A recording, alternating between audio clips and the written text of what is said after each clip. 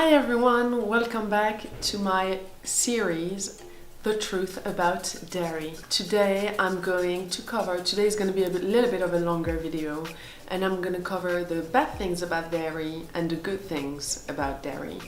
And hopefully by the end of this, with the other two videos, you'll be able to make up your mind as to what is best for you. So, the bad things about dairy. First, it's extremely inflammatory. Dairy creates inflammation in the bones, in the body, and there is a huge dairy paradox about bone health and dairy. I know for years we've been told calcium is good for the bones. It is indeed, and that hence we should drink milk to have stronger bones. I have done a talk at the Moroccan embassy with the wife of the Moroccan ambassador in London. She's a bone doctor, rheumatologist.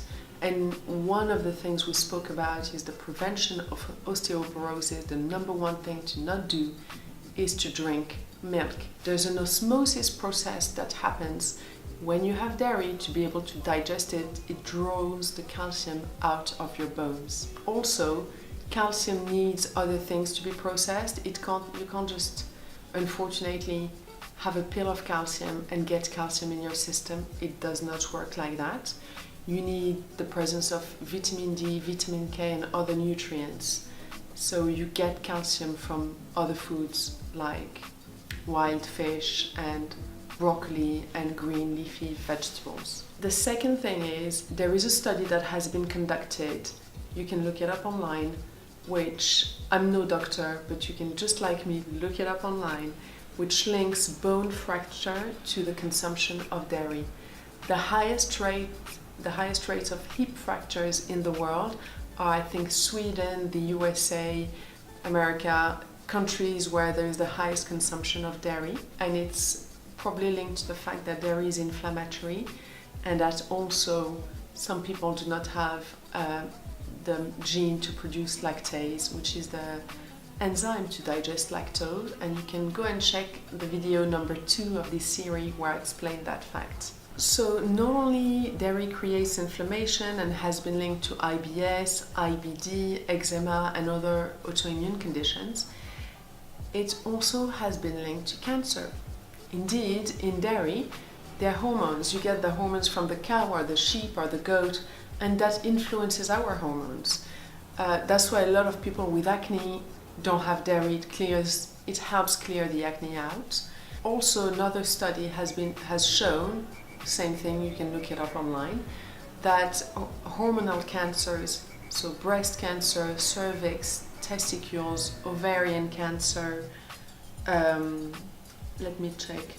prostate and uterus have been linked to the consumption of dairy. I think there was a study showing that, I think Wisconsin, which is the state in America which has the highest consumption in dairy, has one of the highest breast cancer rates in the world, and the lowest is a region in China where they don't eat milk at all. And finally, there are some good things about some dairy products. Mainly is the bacteria.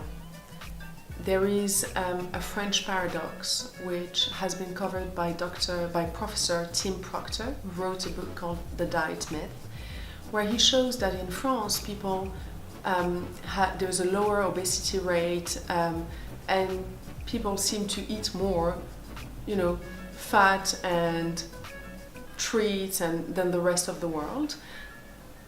He has studied this in depth and explains that it's thanks to all the really full of bacteria, moldy cheese they eat. Indeed, in cheese made with raw milk, there is some amazing beneficial bacteria for the gut and the health, and also in kefir, and that seems to outweigh the negatives that come with it. So if you're to have any dairy, if you can have it, I can't sadly, but if I could, I would maybe once a week go to an amazing cheese shop and get an amazing French cheese and really enjoy that with a good glass of red wine.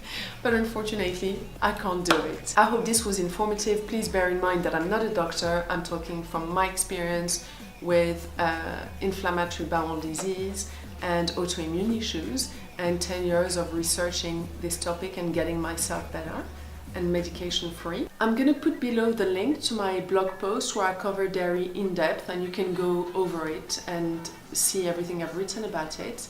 It is a very controversial topic because people feel that, oh, you need to drink milk for your bones, or some vegans will, no, you can't touch any milk because of the dairy industry, but that's an ethical debate.